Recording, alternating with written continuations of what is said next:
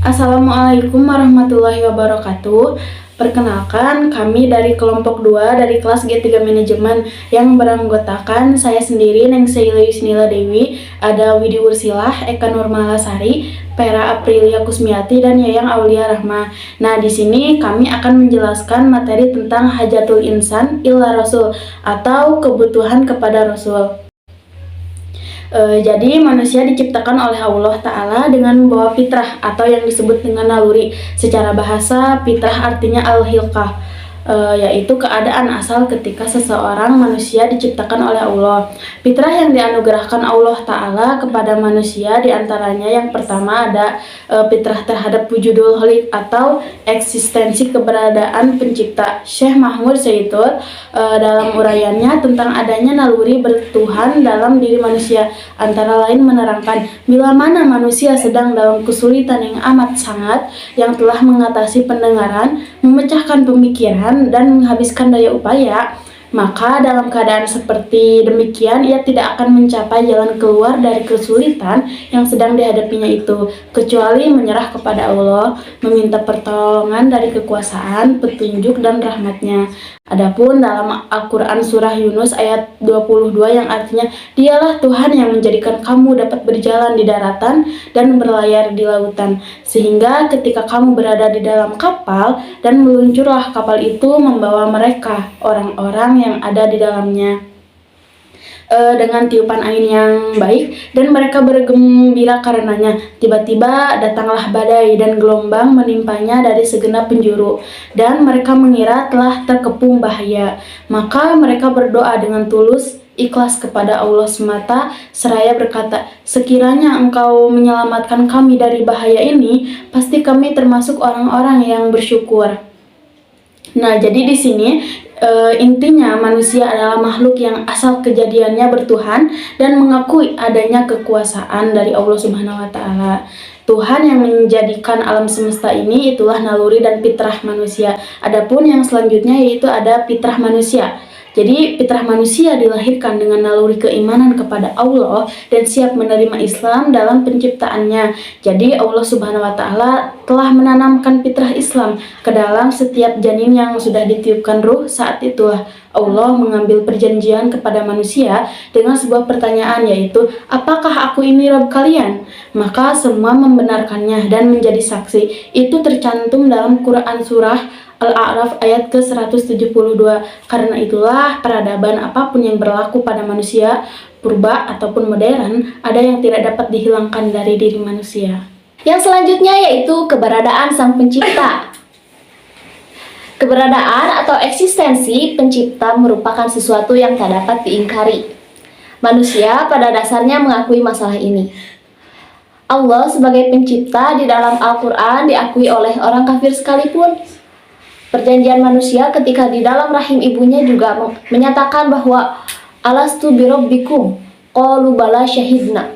Manusia menerima Allah sebagai Rabb. Begitupun ketika orang kafir Quraisy ditanya berkaitan dengan siapa yang menciptakan langit, bulan, bintang, dan sebagainya, maka dijawab ialah Allah yang menciptakannya. Yang selanjutnya yaitu mengabdi pada Sang Pencipta. Tugas utama manusia hidup di dunia ini adalah untuk beribadah atau mengabdi kepada Allah. Karena itu, segala aktivitas kita di dunia harus didedikasikan dan diorientasikan untuk ibadah dalam arti yang seluas-luasnya.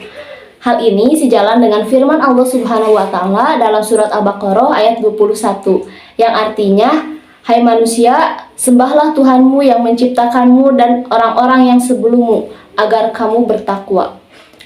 Apapun status dan kedudukan manusia, apakah itu pejabat, konglomerat, maupun rakyat memiliki tugas mulia untuk beribadah dan mengabdi kepada Allah. Ibadah secara bahasa artinya tunduk dan patuh. Sedangkan secara istilah, banyak definisi yang dikemukakan oleh para ulama mengenai pengertian ibadah. Misalnya ada yang mendefinisikan bahwa ibadah adalah mendekatkan diri kepada Allah dengan cara mengerjakan segala perintahnya dan menjauhi segala larangannya, serta beramal sesuai dengan kewenangan syara atau agama. Baiklah, yang selanjutnya mengenai hidup yang teratur. Secara fitrah, manusia menginginkan hidup yang teratur dan hidup yang selaras. Manusia pasti tidak menginginkan kerusakan dan kekacauan. Kita pasti ingin hidup dengan tenang dan damai. Fitrah yang suci itu apabila terawat dengan baik dan mendapatkan bimbingan yang benar, maka dapat melahirkan kebaikan bagi kita dan bagi alam semesta. Fitrah dapat mendorong manusia untuk hidup secara teratur. Contohnya, manusia akan hidup berkelompok-kelompok, mereka akan menunjuk seorang sebagai pemimpin, mereka akan mentaati aturan yang disepakati bersama atau yang ditentukan oleh sang pemimpin, dan mereka tidak akan merasa lebih tinggi dibanding yang lainnya.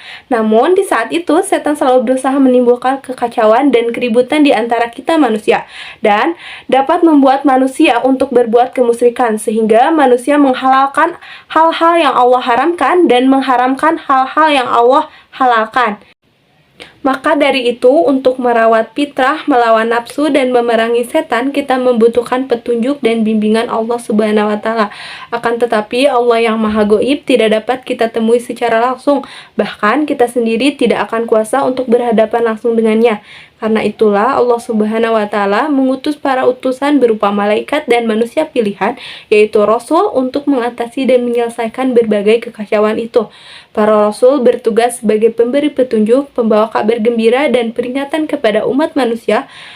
Petunjuk itu berupa wahyu yang Allah turunkan kepada para nabi dan rasul, di antaranya berupa suhuf dan kitab-kitab. Berikutnya, tentang mengenal pencipta yang hak. Kata hak banyak tercantum dalam Al-Quran. Istilah itu umumnya diartikan kebenaran, namun sebagiannya tidak diartikan sama sekali, hanya dengan memakai istilah hak itu sendiri. Dalam Al-Quran surah Al-Isra ayat 26, istilah tersebut tidak mungkin diartikan kebenaran. Begitu pula pada Quran surah Ar-Rum ayat 28. Semua perkataan Allah adalah logis. Al-Quran mengandung ketentuan-ketentuan logis.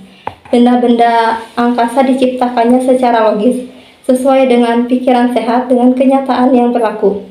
Allah adalah Al-Haq karena tidak mengalami sedikit pun perubahan. Dia wujud yang bersifat wajib, tidak tergambarkan dalam benak bahwa Allah disentuh. Ketiadaan atau perubahan seperti yang dialami makhluk, Dia yang berhak disembah. Tiada yang berhak disembah kecuali Allah. Dia juga Al-Haq karena segala yang bersumber darinya pasti benar, mantap, dan tidak berubah. Imam Al-Ghazali menguraikan sebagaimana dijelaskan dalam Al-Quran adalah apa yang diinformasikan merupakan satu dari tiga kemungkinan: batil secara mutlak, hak secara mutlak, atau dari satu sisi hak dan dari sisi lain adalah batil. Sesuatu yang dari sisi zatnya tidak mungkin wujud adalah batil secara mutlak. Lawannya adalah hak, yaitu Allah, karena wujudnya wajib adanya. Adapun yang dari satu sisi hak dan sisi lain batil adalah hak yang bila ditinjau dari zatnya tidak ada atau tidak dapat ada kecuali bila diadakan. Ucapan juga adalah yang terjangkau oleh akal dan dibenarkan olehnya serta sesuai dengan kenyataan, maka ketika itu dia pun menjadi hak. Ucapan paling hak adalah kalimat tauhid la ilaha illallah, karena dipahami akal, dibenarkan olehnya serta kandungannya tidak berubah sama sekali sampai kapanpun. Selanjutnya yaitu panduan hidup. Panduan atau pembimbingan hidup itu adalah suatu hal yang menjadi pegangan hidup. Tujuannya agar hidup lebih terarah sesuai dengan hukum dan syariat. Panduan hidup juga bisa menjadi pengingat agar tidak salah melangkah dalam kehidupan ini. Al-Quran dan hadis adalah sumber panduan hidup dan sumber ajaran agama yang tidak dapat dipisahkan satu sama lain. Al-Quran adalah sumber pertama dan yang utama yang mengandung banyak ajaran umum. Oleh karena itu, hadis sebagai sumber ajaran kedua dapat menjelaskan keumuman dari Al-Quran itu sendiri. M. Quraish Shihab menyampaikan bahwa yang dimaksud tuntunan adalah tuntunan ajaran agama atau hukum Islam yang mengatur dunia dan keselamatan di masa yang akan datang. Aturannya adalah arah jalan yang lurus. Seperti firman Allah dalam Quran Surat Al-Imran ayat 19 yang artinya, sesungguhnya agama di sisi Allah ialah Islam. Tidaklah berselisih orang-orang yang telah diberi kitab kecuali mereka yang memperoleh ilmunya, karena kedengkian di antara mereka. Barang siapa yang ingkar terhadap ayat-ayat Allah, maka sungguh Allah sangat cepat perhitungannya. Dan terakhir, tentang beribadah yang benar. Hanya Allah lah tujuan kita. Tujuan hidup kita ini hanyalah untuk mengabdikan diri beribadah kepada Allah Subhanahu wa taala. Seperti firman-Nya, tidaklah sekali-kali kuciptakan jin dan manusia kecuali untuk mengabdikan hidupnya kepadaku. Quran surat Az-Zariyat ayat 56. Berkat petunjuk Rasulullah Shallallahu alaihi wasallam pula manusia mengenal Allah dengan benar dan mengikuti pedoman hidup yang sejati. Dengan begitu manusia akhirnya dapat beribadah kepada Allah dengan ibadah yang benar. Beribadah dengan benar artinya membangun pondasi yang semakin memperjelas visi hidup ini mau dibawa kemana. Karena dengan beribadah, maka akan semakin memperjelas pula bahwa Allah lah adalah Khalik yang menciptakan, sedangkan kita adalah makhluk yang diciptakan. Allah lah yang disembah, sedangkan kita adalah makhluk yang menyembahnya. Allah yang memerintah berkuasa, sedangkan kita yang diperintahnya. Allah menciptakan dunia, kemudian menciptakan makhluk. Makhluk diciptakan untuk mengabdi kepada Allah, sedangkan dunia berikut isinya diciptakan hanyalah sebagai sarana agar kita bisa berkarya dan berbekal pulang untuk menghadap Allah kelak nanti. Artinya, dunia berikut isinya diciptakan hanyalah untuk melayani kita supaya kita bisa mengabdikan diri kepada Allah. Oleh karena itu, siapapun yang ingin sukses, belajarlah lebih banyak tentang beribadah dengan benar. Carilah ilmunya, segera praktekkan dan istiqomahkan. Adapun ciri orang yang beribadah dengan benar adalah akhlaknya akan lebih terjaga, perbuatannya akan terpelihara dari kezaliman terhadap orang lain, dan emosinya akan lebih stabil. Ciri lainnya, kalbunya akan tentram, pikirannya akan jernih, prestasinya mudah diraih, ide dan gagasannya akan ditolong oleh Allah Subhanahu wa taala. Sekian dari kelompok kami, kurang lebihnya mohon dimaafkan. Wassalamualaikum warahmatullahi wabarakatuh.